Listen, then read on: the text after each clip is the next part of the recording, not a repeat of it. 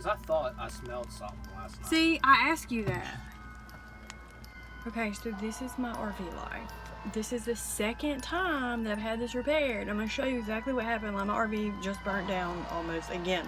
This is the second time my RV's almost burnt down. I just had this transfer switch replaced and the same exact thing happened. And there's no storms, there's nothing going on. Like, I literally have my air condition on and nothing's working. So let me show you what happened.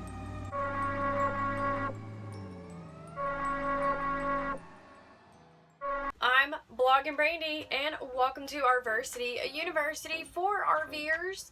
And in this video, I'm going to be showing you what's been going on in my RV because I don't really get to tell you a whole lot about my RV. I usually make a bunch of tutorials and talk about that, but why am I not talking about my RV and vlogging about my experience? Well, it's because my RV is like always broken. And I figured I would share that with you because you are probably going to experience the same thing, and RV life is not perfect. It's definitely not. My transfer switch is burned up twice. What's a transfer switch, you might ask? Well, when you're plugged up to an RV park or boondocking, you have this switch that switches on and off the power from shore power, which is the power at the RV park, versus boondocking would be your generator power that you would use to power in your RV. And I've done a bunch of videos about this if you're kind of curious about all this and you don't understand it. Link in the description below about all my RV tutorials and electricity and how the electricity works in here and whatnot and how I get power. Essentially, to switch the power from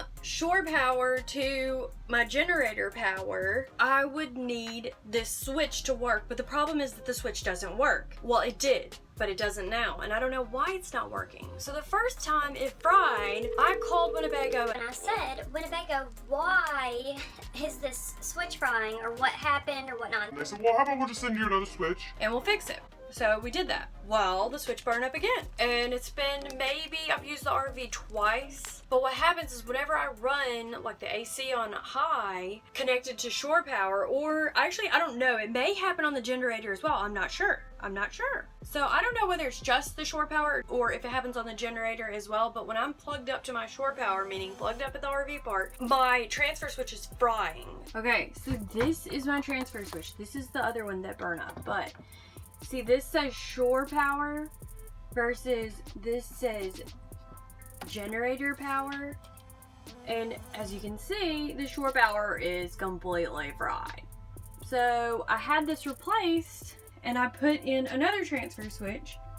Let me show you that. Okay. Do you see how burned up this is? It's all burned up.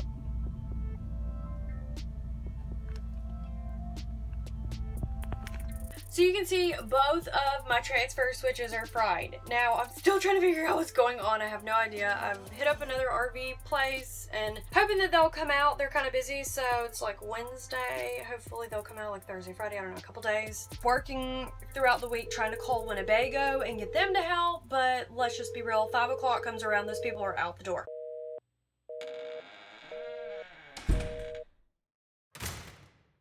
So Winnebago hasn't been a huge amount of help on this. Camping World, don't even try to call them. They suck. We're sorry, the number you have dialed is not in service at this time.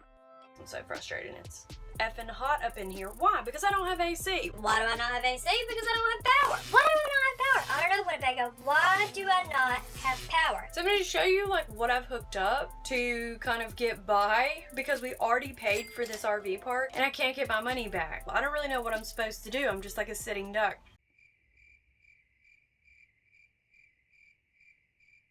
So it's going to be really loud up here, but I want you to hear how loud it is in here. So if my generator was on, this would work. And let me turn the lights on, it might help. But I'm trying to conserve. I'm trying to conserve my solar power. If I run all these lights right now, the sun is going down and I'm gonna lose all the power overnight. But since I need to record this video, we're gonna make an exception for you. Up here, you can see my messy house because this is what happens. And as I mentioned, my transfer switch, so I had to pull my drawer out. So right here, this is all back here fried. And I can actually show you this better. Probably now. So hopefully you can see this, but this is my second transfer switch, and it's fried too. So this all burned up. If you can't already see, that's all burned up. And that's the same side as before. So this loud noise that you're hearing, that's that air conditioner up there. The things that you don't know is, like, I can't use this microwave without electricity, and I can't run this air condition unit either. Those are some of the main things, but the other thing that sucks about this power being out is the fact that, like, okay, one, I'm paying for power and I can't use it here at the RV park, and you can't run your generator, which would be the other option. So I can technically run my generator, but I don't know, that might actually fry the power too. I haven't tried it. Kind of scared until I figure out what's going on with the wiring behind the wall. That's the inside, that's the air conditioner that we're getting by with. I went and spent $300 on this stupid air conditioning unit. It's okay, it's not amazing, but the problem is that I have to have this plugged up, and I'm going to show you how janky this is, okay? Just how janky this is. So right here, this is my extension going into my air condition, and it's really hot up here. So all of this heat is like up here in my cab, but I've rigged this up to kind of go out the window, and I'll show you that from outside here in a minute. But I've like put these curtains over here, and I try to kind of keep all of the heat up front, but it's just not ideal. And if I've shown you this in another video, but I put all this stuff in my windows and keep the blinds down, but I'm actually having to kind of like keep some light in here right now because I don't want to use all my solar power. And by that I mean, when I come up here to my control module, I can see my batteries. So I know that these batteries are only going to last so long before I run out. And this is for the cab up front, the chassis. That's up there in the driving area. And then this coach part is for this whole like living area, if that makes sense. And then those are my tanks, I've mentioned that before. And then this is like my actual solar controller. You can't really see it, but the whole point is that I'm having to watch this solar panel to see if it's giving my batteries power. The only things that actually work in here are these lights right now.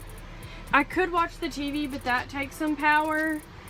But pretty much the lights. And actually the fridge will work, but it drains my solar, so I try not to use it a whole lot. And then this is my hot water, so we're actually taking cold showers because the hot water, I usually run it off electricity. I can run it off propane, but it's kind of been hot out, so we just take cold showers. Let me show you what's going on outside and how I have to live in the outside. RV park, little smarty. And you can see all this lovely noise we have around here because we have to have this fan. So this fan is plugged up to this power, and this power is powering this fridge, this nice fridge that my mom was kind enough to bring me. Thank you, Mom. We do have this beautiful view, but we have a cooler. We have our other little, this is our cooking device that we can cook with if we want to cook, but we can't really microwave. I think there's some people over here, but I'm going to show you this anyways. So this is where our power is coming, like all the way under here, all the way back here, and into this box right here. And if you can't see, I have this janky setup like going on up here. So this is how we're living outside the RV because we can't really live inside the RV. So as you can see, it's super hot out there. It's super loud right here.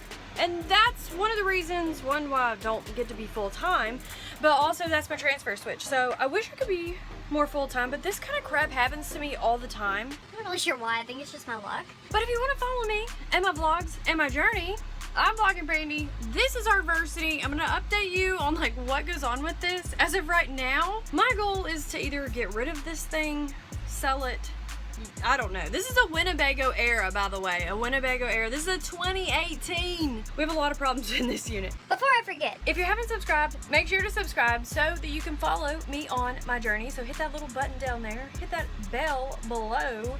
And if you like this video, make sure to hit that like button so I know to keep making more of these if you like to see this weird stuff behind the scenes, because to me it makes me cry and upset and it gets me all worked up and it reminds me why I hate this RV. okay, so this is my RV life. This is the second time that I've had this repaired. I'm gonna show you exactly what happened. Like, my RV just burnt down almost again. I'll see you in the next video. Thanks for watching me explain all about my transfer switch and what's going on in my RV. I will be updating you on some more of my issues later.